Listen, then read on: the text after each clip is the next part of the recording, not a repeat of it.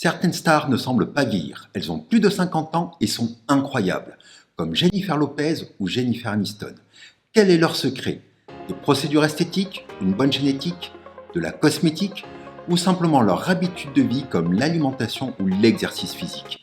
C'est ce que nous allons voir ensemble, comprendre ce que l'on peut en retirer, mais au-delà de l'apparence physique, est-il possible d'inverser notre horloge biologique? C'est la folle promesse d'un biologiste d'Harvard dont je vous résumerai les conseils à la fin de la vidéo.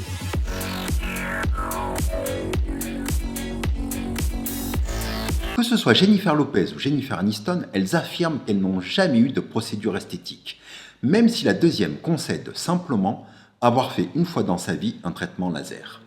Cependant, ces affirmations coïncident avec le lancement de leur ligne de soins cosmétiques, ce qui peut expliquer leur prise de position.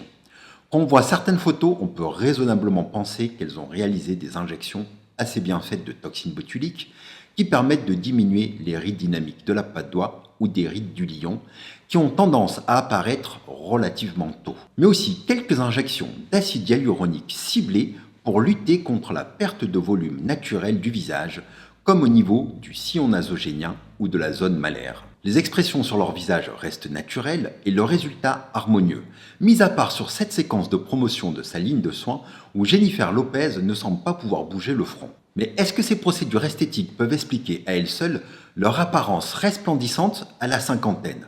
La réponse est non. Et soyons clairs, 50 ans c'est rien. Je vois régulièrement des patientes de 60, 80 et même 90 ans qui sont incroyables tant par leur physique que par leur dynamisme. Mais aujourd'hui, le débat n'est pas de savoir si ces stars ont eu recours à des injections, des peelings ou de la mésothérapie, mais quels sont les facteurs qui favorisent un vieillissement accéléré et qu'est-ce que nous pouvons y faire pour y remédier en dehors de toute procédure esthétique. Faisons donc le point sur les facteurs clés du vieillissement cutané, et je le répète, il est normal d'avoir des rides au fur et à mesure que l'on avance en âge, et cela peut avoir un certain attrait.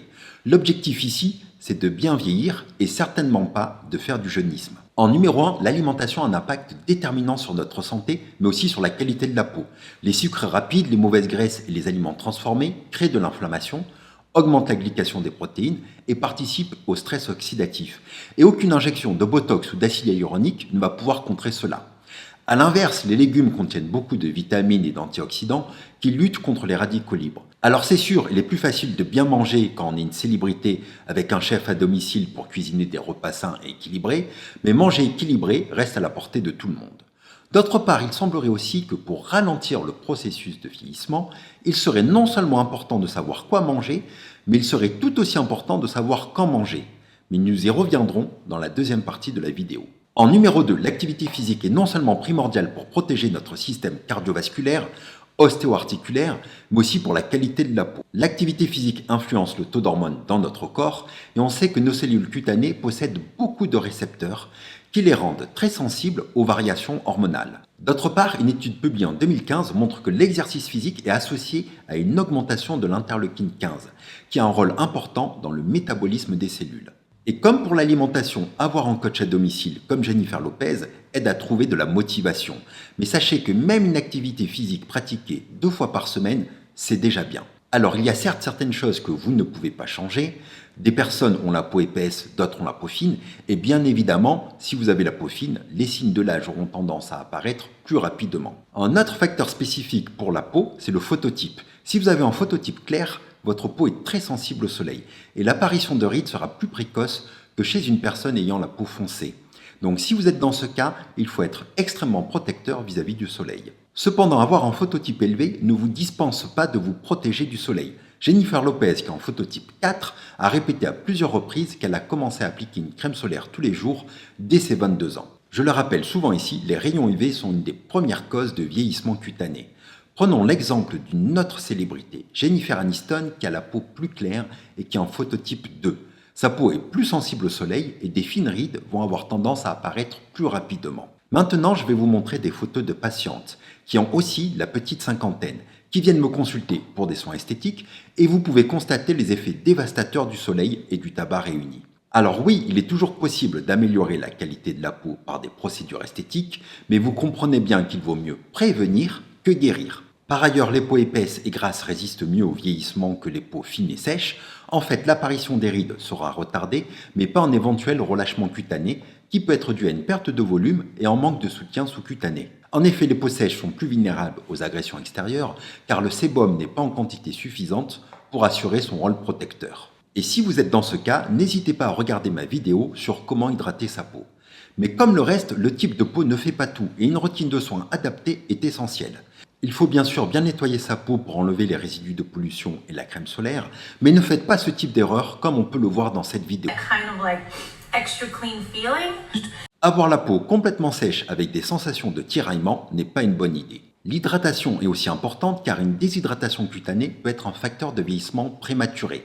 Bien entendu, il faut hydrater sa peau en fonction de son type de peau. On ne va pas du tout utiliser les mêmes produits si on a une peau sèche, mixte ou grasse. En cosmétique, les actifs anti-âge sont nombreux et très intéressants, comme la vitamine C qui diminue les taches et les rides, mais surtout la vitamine C est un puissant antioxydant. Et comme nous l'avons vu dans une vidéo précédente, elle est essentielle pour la synthèse de collagène. Les peptides peuvent aussi avoir une puissante action sur la synthèse de collagène. D'autres actifs comme la niacinamide ou les acides exfoliants comme l'acide glycolique sont excellents en anti-âge. Et pour terminer, celui qui est sûrement le plus intéressant, la vitamine A et ses dérivés qui stimulent la synthèse de collagène et améliorent la régénération cellulaire. D'autre part, si le fait d'avoir une belle peau et de se trouver en forme devant le miroir a un impact psychologique positif, l'inverse est tout aussi vrai.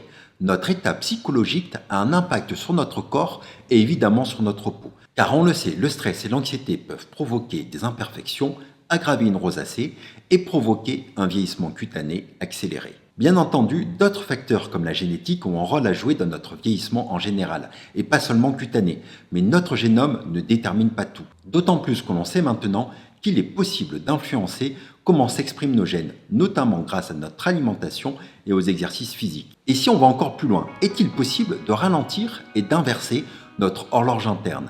C'est ce que croit David Sinclair, biologiste à Harvard, nommé par le Time parmi les 100 personnes les plus influentes au monde. David Sinclair, dans son livre « Pourquoi nous vieillissons et pourquoi cela n'est pas inéluctable », nous donne des conseils pratiques pour ralentir le vieillissement et je vais vous les résumer maintenant. Mais avant cela, faisons un rappel sur les 3 principaux mécanismes qui expliquent le vieillissement. Mais il y en a bien d'autres. Le premier, c'est qu'avec le temps, nos cellules perdent leur capacité à se multiplier. Le deuxième, c'est un phénomène que l'on a déjà abordé plusieurs fois ici, c'est le stress oxydatif. Et le troisième, c'est la perte de nos cellules souches. Avec l'âge, nos cellules perdent leur capacité à se multiplier. Par exemple, si on essaie de faire multiplier des cellules cutanées en laboratoire, à l'âge de 9 ans, elles peuvent se diviser 30 fois, mais à l'âge de 79 ans, elles peuvent ne se diviser que 17 fois. Ceci est principalement dû au raccourcissement des télomères qui correspondent aux extrémités de nos chromosomes. Concernant l'oxydation de nos protéines, lipides et acides nucléiques, elles augmentent avec l'âge et sont responsables de nombreux dysfonctionnements. Cette corrosion est principalement due au relargage par nos mitochondries de dérivés nitrés quand nous sommes soumis à des agressions comme le tabac, le soleil, une infection ou simplement le stress. Les mitochondries sont des mini-usines qui produisent l'énergie de nos cellules et elles jouent un rôle majeur dans le vieillissement. Mais heureusement, pour lutter contre ces corrosions, notre corps a des mécanismes de défense, avec des protéines qui réparent nos gènes ou via des molécules antioxydantes qui neutralisent les radicaux libres. Et en fonction de nos habitudes de vie, la balance peut pencher d'un côté ou de l'autre côté. Un autre phénomène, c'est l'épuisement de nos cellules souches. Les cellules souches, ce sont les cellules qui sont capables de réparer et de régénérer nos tissus. Et ce qui nous importe aujourd'hui, c'est qu'en laboratoire, les chercheurs arrivent à transformer des cellules normales en cellules souches après exposition à un certain stress. Et c'est en fait une des théories de David Sinclair qui pense qu'un petit stress cellulaire permet à certains mécanismes de s'activer pour régénérer nos cellules, et qu'un rythme de vie trop calme aurait tendance à endormir nos mécanismes de réparation cellulaire. Le premier conseil qu'il donne, c'est de pratiquer le jeûne intermittent. En effet, nous savons de longue date que si nous réduisons de 30% l'apport calorique de certains mammifères, leur durée de vie se rallonge de 30%. Mais ce n'est pas un conseil que je donnerai car je pense qu'il n'y a rien de bon dans un régime restrictif. Cependant, certaines études suggèrent qu'un jeûne intermittent pourrait mimer les effets d'une restriction calorique dans une moindre mesure en activant les sirtuines, qui sont des enzymes impliquées dans la réparation de l'ADN et dans la résistance au stress oxydatif.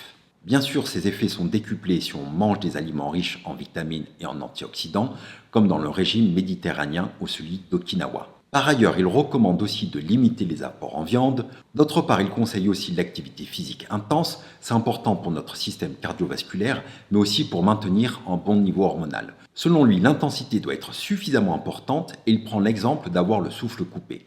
L'objectif, c'est toujours, selon la même théorie, de choquer le corps de temps en temps pour relancer les mécanismes de réparation cellulaire. Dans la même logique, il préconise aussi l'exposition au froid ou à la cryothérapie, qui permet d'augmenter le taux de graisse brune riche en mitochondries, et enclenche aussi d'autres processus de régénération cellulaire.